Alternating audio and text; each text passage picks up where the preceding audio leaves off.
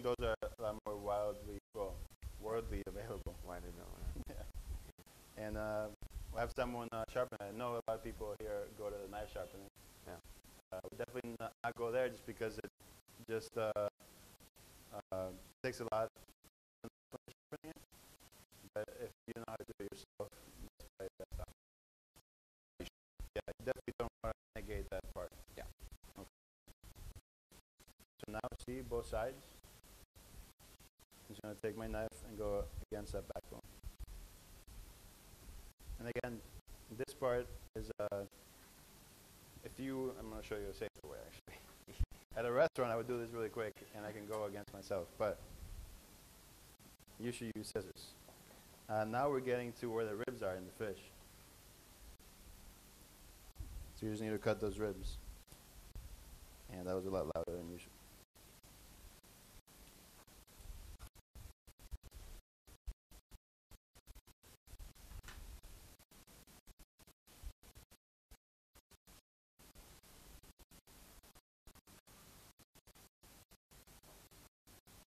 Okay. So you have one fillet.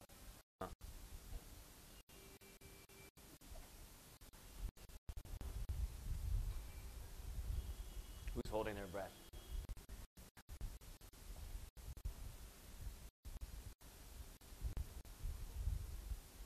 So I would just go and do this.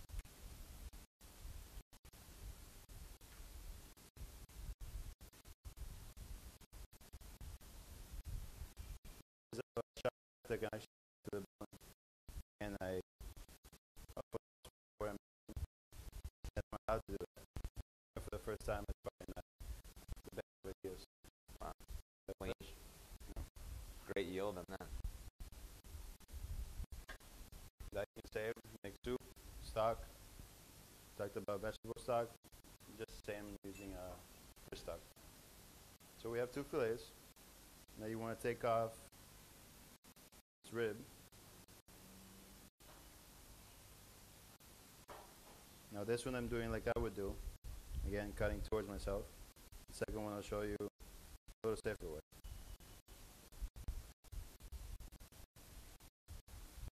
You want to trim all the outside.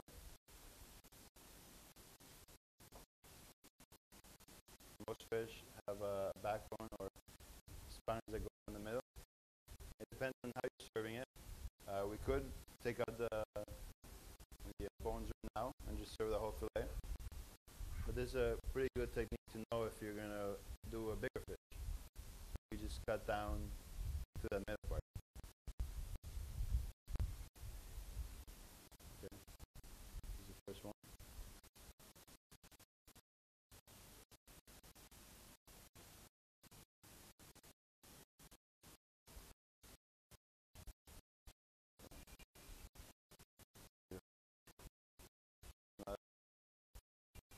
Quick cutting again, away from yourself, and just do this.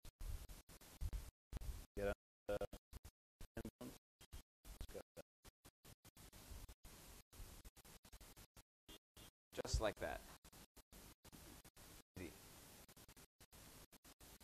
And go ahead and we'll go down the middle.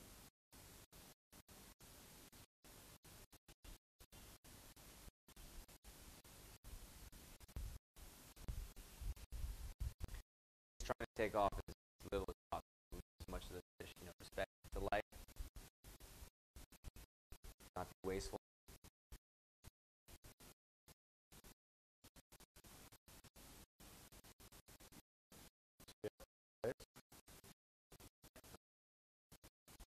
Okay. For a lot of people don't like it. I personally don't mind it. But for this recipe, I think we'll take it out. If we were to sear the fish, I prefer having the skin on because then the skin gets really crispy. But again, preference. If you don't like skin, take the skin off. And the way of doing that, you go to the back, you leave enough space to hold it with your hand, with your knife, and you just want to put it under the skin like this.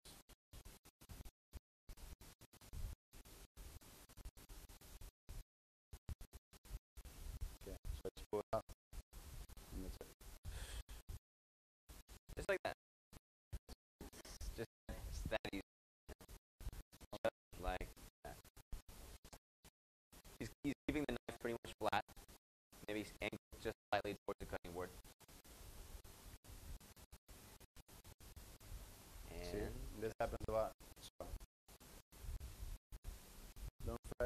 nothing wrong.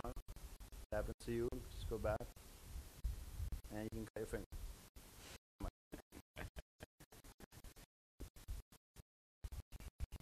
Yeah, everyone thinks that, I mean, we try to be perfect, but if you make a mistake when you're cooking, I would say, don't be afraid to keep cooking and do it again.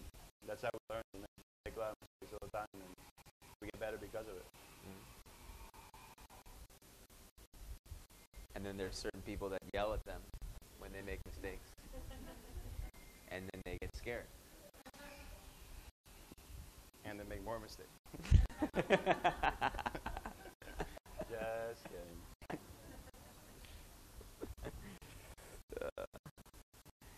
That's good. Cool. Okay. Nice snapper. I think that deserves a round of applause, huh?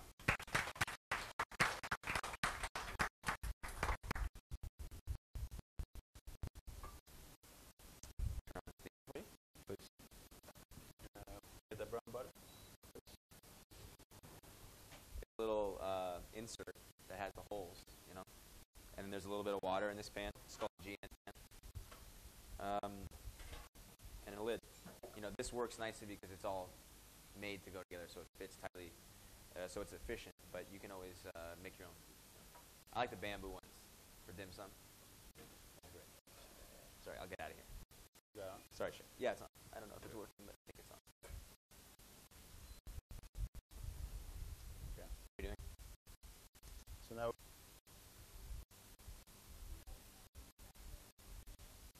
right now they are, yes.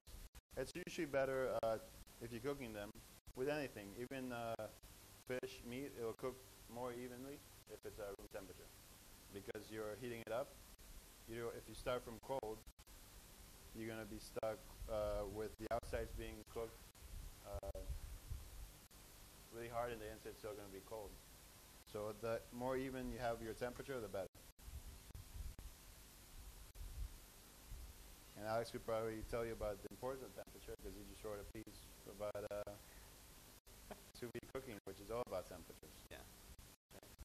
So I think that at room temperature, first you get the even cooking because the outside temperature is sort of racing towards the cooking medium temperature. So if it's significantly colder on the inside, then it becomes, I guess, less cooked than dry outside, which is definitely not ideal.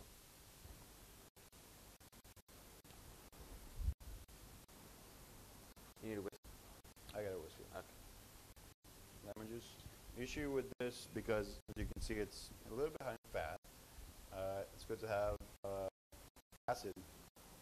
Acid will bring out the flavors and also cut down and the feeling of it. Chefs are really good at tricking people into thinking food is light. It's light tasting. This is there. So like I showed you earlier, the mayonnaise, you couldn't do this with the immersion blender. You could, but you don't want to. So we're whisking, we're aerating, and we're slightly cooking the egg yolks. Checking the fish. Okay. Turn this down a little more.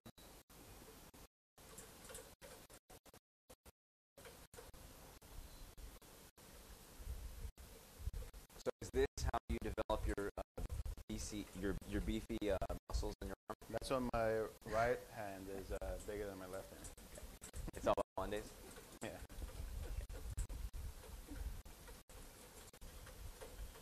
Everyone ever made hollandaise before? Great. Eggs Benedict? Nice. I think hollandaise is, everyone likes it. Everyone's kind of afraid of it because it's obviously a little bit more heavy. But it's also, I would say it's one of the more complicated things that you could learn how to do. Just because, it involves clarified fat, involves cooking the egg yolks, watching how much they cook. But once you actually do it, you'll realize it's really simple. You're watching it, that's all you're doing. Clarified fat, it's also ghee, basically. Turn it down. So you want it? So, I mean, I think, I'm not exactly sure, but I think the main difference is, brown butter has the solids in, and I think typically ghee is solids strained out. Is that correct? Yeah, brown butter itself is, you take regular butter like this, you put it in a pan, start foaming. Then the solids are going to start your color, and the best thing is the aroma. This in French is called beurre noisette, which is, it's pretty much like nut or hazelnut butter. So it has a really, really nice aroma, and just by substituting regular clarified butter for brown butter, you get something totally different, and I think a little more special than regular hollandaise.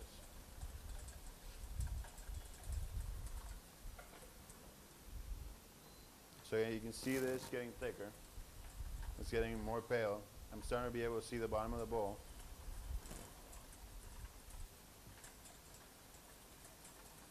And I turned it down. Right now you can see the water.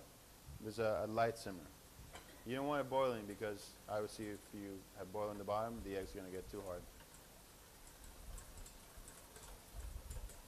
But if you don't cook it enough, if you leave it like really runny, then the hollandaise is not going to set.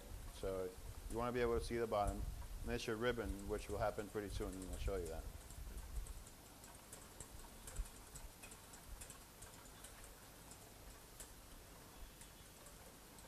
I don't know if you pass around some of this. They can smell brown butter. Smells great. If you guys just want to pass this around, you can smell how wonderful that is.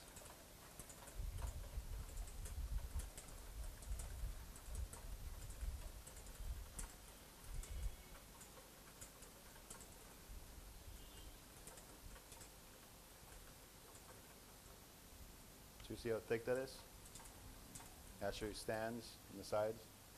And the ribbon, which I mean is you go like this, it holds a little bit of a ribbon there. It's a lot lighter. So you couldn't actually tie a bow with it? No. Oh. So at this point, I'm going to actually turn this off. And slowly add. Yeah. Gotcha. Got your back. And again, just like the mayonnaise, you don't want to add a lot at once. You're going to start slowly.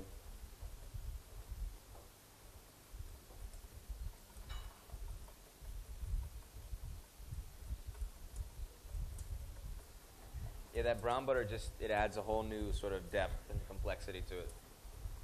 Very Michelin star, wouldn't you say, Chef? Well, you know what the secret to the table signature dish with squash spaghetti is it's brown butter. That's right. You know? That's right. So, but it's going to something that's baked. Usually a lot of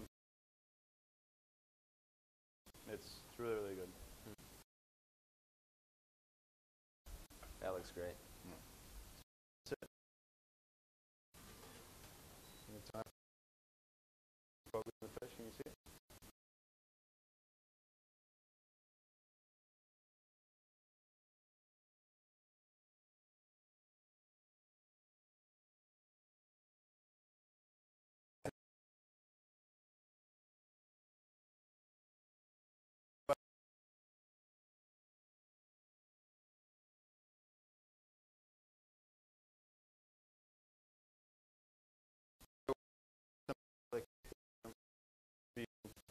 Put a small needle.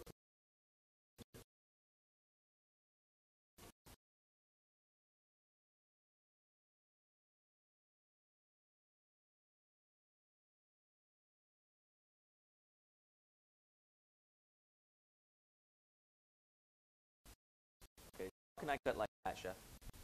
Oh. But